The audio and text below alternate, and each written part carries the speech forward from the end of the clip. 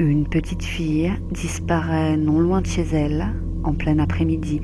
Commence alors une enquête de grande ampleur, la deuxième plus coûteuse de l'histoire du nord de la Californie, et son épilogue va littéralement scotcher les enquêteurs et défier les statistiques. Aujourd'hui, la triste histoire de Sandra Cantu.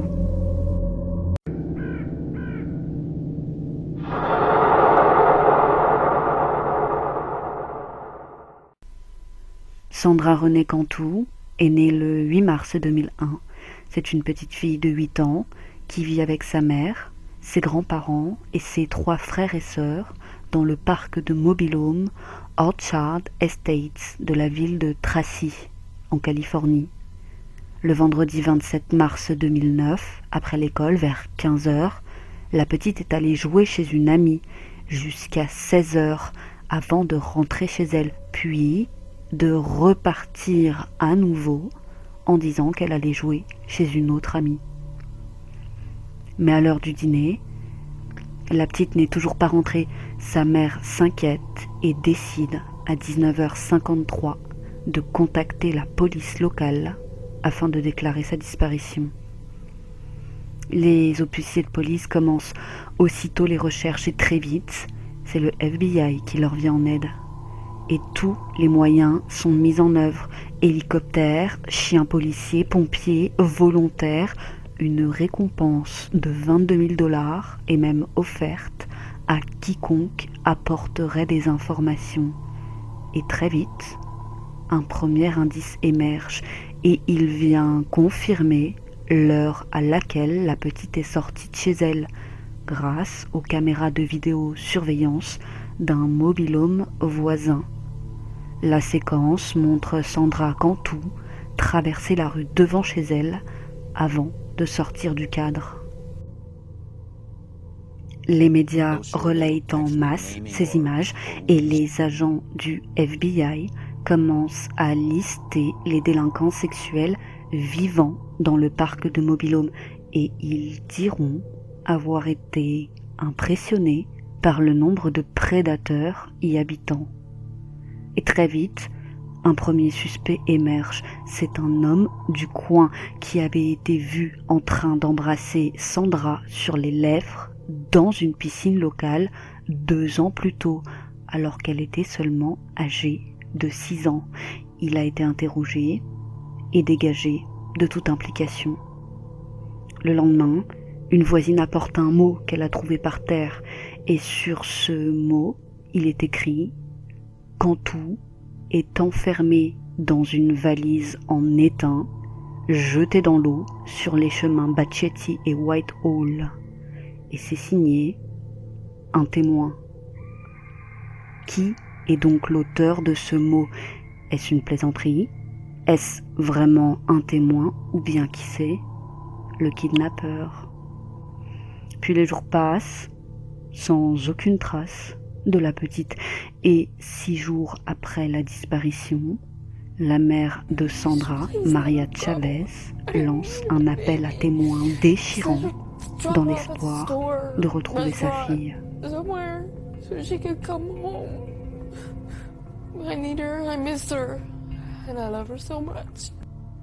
Et 10 jours après la disparition, le 6 avril, une valise est repêchée lors de la vidange de routine d'un bassin d'irrigation non loin du parc.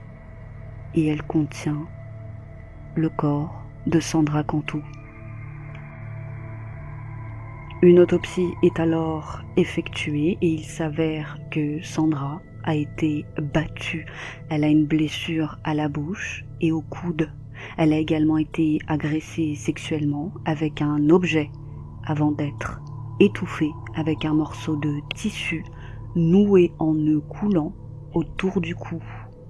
Les résultats toxicologiques montrent qu'elle avait ingéré de l'alprazolam, autrement appelé Xanax, un médicament généralement prescrit pour les troubles anxieux.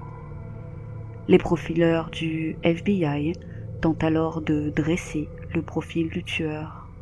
Ce serait a priori un homme de race blanche, âgé de 25 à 40 ans, ayant des antécédents criminels, d'agression sexuelle ou de pornographie infantile. Il serait du cercle familial ou habiterait dans le parc de Mobil-Home. Mais un voisin semble attirer l'attention des enquêteurs, ou plutôt une voisine. Une certaine Melissa Huckaby, une enseignante de l'école du dimanche âgée de 28 ans, qui vit également dans le parc de Mobil-Home et dont la fille de 5 ans est amie avec Sandra Cantu. Elle est d'ailleurs elle-même proche de la famille de la petite.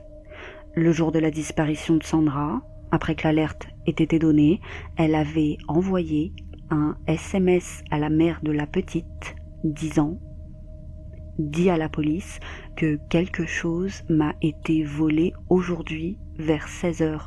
Je ne sais pas si cette information peut aider. » Et c'est elle aussi, la fameuse voisine qui avait remis la note retrouvée par terre aux enquêteurs.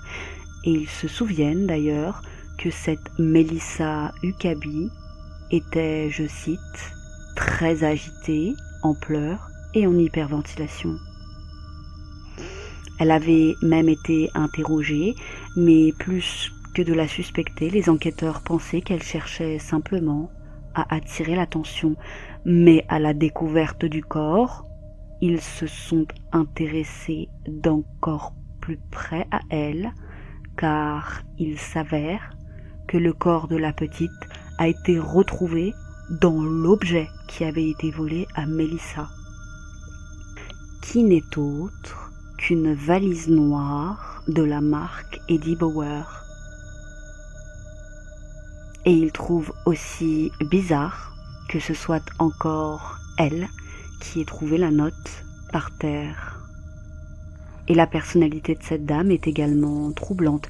Il s'avère qu'elle a des antécédents de problèmes de santé mentale, notamment de troubles de la personnalité limite, de troubles bipolaires et de schizophrénie.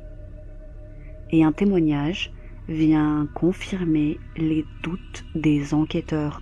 C'est un marine américain à la retraite. Il a vu une femme rôder autour du bassin d'irrigation situé sur sa propriété, le même bassin où a été repêchée la petite.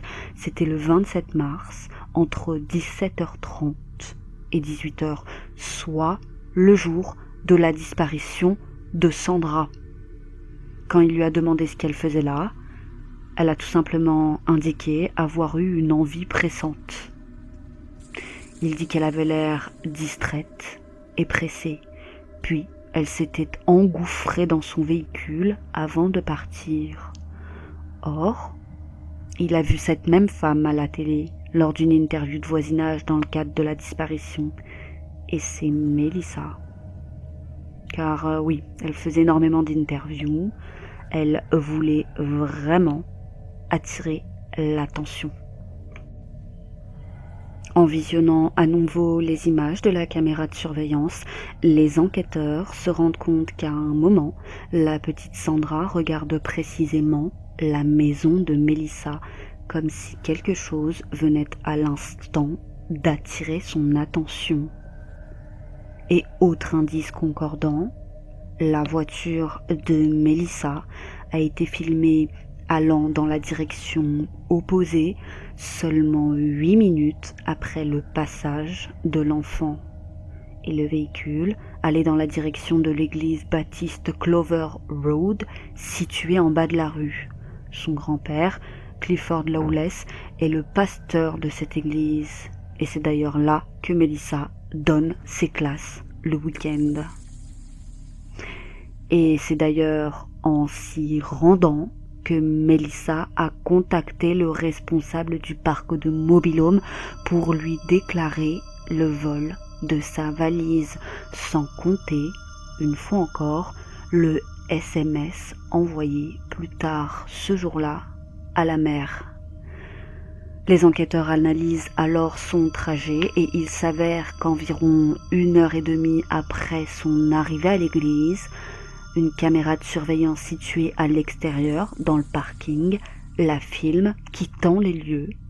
Puis, environ 30 minutes plus tard, on la voit repasser en voiture et c'est dans ce laps de temps-là, donc dans ce laps de 30 minutes, qu'elle sera vue au bassin d'irrigation sur la propriété du Marine à la retraite. Les agents du FBI se rendent alors à l'église dans l'espoir de trouver quelques indices. Et ils ne vont pas être déçus. Ils trouvent dans la cuisine un rouleau à pâtisserie taché de sang. Et remarquent aussi qu'il manque un morceau de tissu sur l'un des rideaux dont la matière ressemble étrangement à celui qui entourait le cou de la petite Sandra. Et après analyse, c'est bien l'ADN de Sandra Cantu qui est sur le rouleau à pâtisserie et le tissu est exactement le même que celui retrouvé sur Sandra. Quant à la note, eh bien l'écriture, bien que déguisée, correspond à celle de Eukabi, qui avait une manière bien particulière d'écrire certaines lettres. Alors qu'ils veulent lui faire passer le test du détecteur de mensonges, les agents du FBI apprennent que Melissa a été hospitalisée le jour même de la découverte du corps pour avoir tenté de se tuer en avalant des lames de rasoir. Cependant, elle sort 5 jours après et les enquêteurs la convoquent alors au motif d'un interrogatoire de routine en qualité de témoin.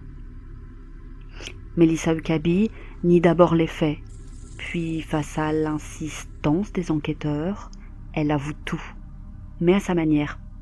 En effet, elle concède qu'elle jouait à cache-cache avec Sandra et que cette dernière a accepté d'être enfermée dans une valise qui se trouvait dans sa voiture, mais que c'est en arrivant à l'église que Melissa s'est souvenue que la petite était dans la valise.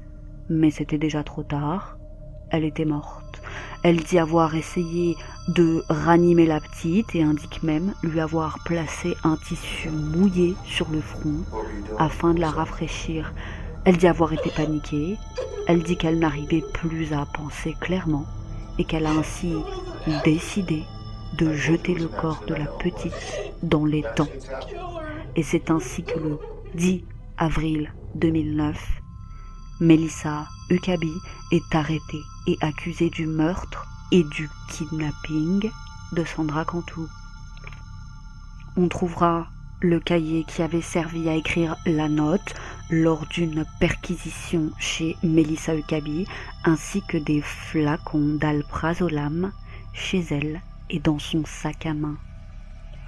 Mais on ne saura jamais vraiment ce qui est précisément arrivé à la petite. Mais ce qui est sûr, c'est que sa version ne coïncide pas avec la réalité. C'est un fait, Sandra a été kidnappée, droguée, puis violée à l'aide du rouleau à pâtisserie, puis ensuite étranglée avec le morceau de tissu qu'elle avait déchiré pour enfin être mise dans une valise et jetée au fond d'un étang. Melissa Eukabi plaidera coupable du meurtre au premier degré et de l'enlèvement de Sandra Cantu afin d'éviter la peine de mort. En échange, le procureur abandonne les poursuites concernant les violences sexuelles ainsi que des accusations dans 2 affaires de drogue qui ne sont pas liées à Sandra, impliquant d'une part une fillette de 7 ans et d'une autre part un homme qui, selon la police, était son ancien petit ami. Mais ce n'est pas tout, ils abandonneront également les charges concernant une affaire de vol à laquelle elle était confrontée.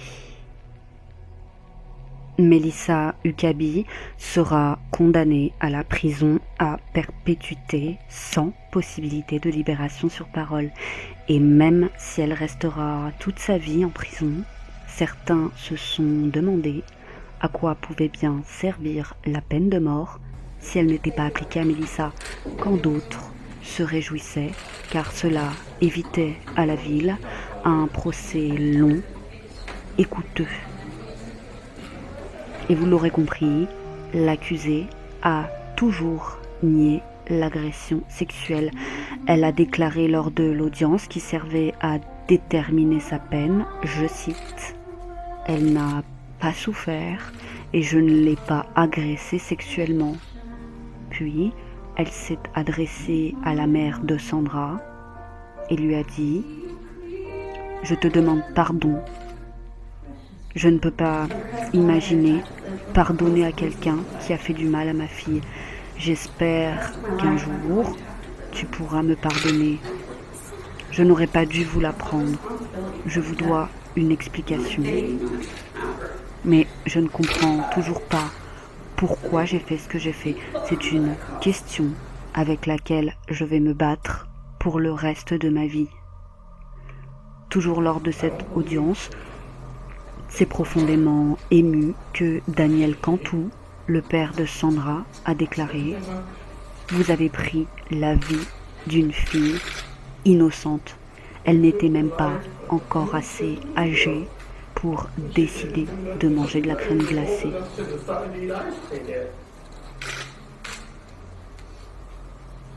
Judy Lawless, la mère de Melissa Huckabee, s'est quant à elle excusée auprès de la famille de la petite victime et elle a dit à la mère de Sandra, Maria Chavez, je cite, « Si je pouvais vous rendre justice, la justice que vous méritez, ce serait pour vous d'avoir votre fille dans vos bras tout de suite, de mère à mère.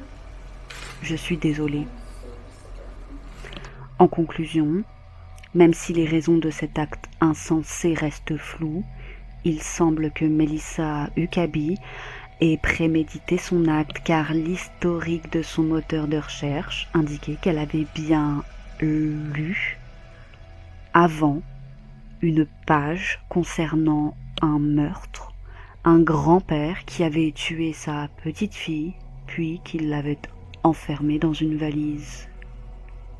Et il semble que le mobile du crime et que Huckabee voulait simplement être le centre de l'attention. Et un tel comportement a un nom, le syndrome de Munchausen par procuration. C'est une forme de maltraitance dans laquelle une personne en blesse une autre, souvent un enfant, mais pas que, pour justement attirer l'attention. Le procureur a déclaré que la fille de Melissa Huckabee avait peut-être elle aussi été victime car l'enfant avait des antécédents de maladie et avait trop souvent besoin de soins hospitaliers. Le procureur se demande même si elle n'a pas écrit le mot qu'elle a remis aux enquêteurs pour, je cite, être celle qui résolvait le cas en trouvant la note. Quel triste sort pour la petite Sandra. Et vous? Avez-vous été aussi choqué que la famille d'apprendre qui était le coupable? N'hésitez pas à nous partager vos impressions en commentaire. Quant à moi, je vous dis à bientôt pour une autre triste histoire.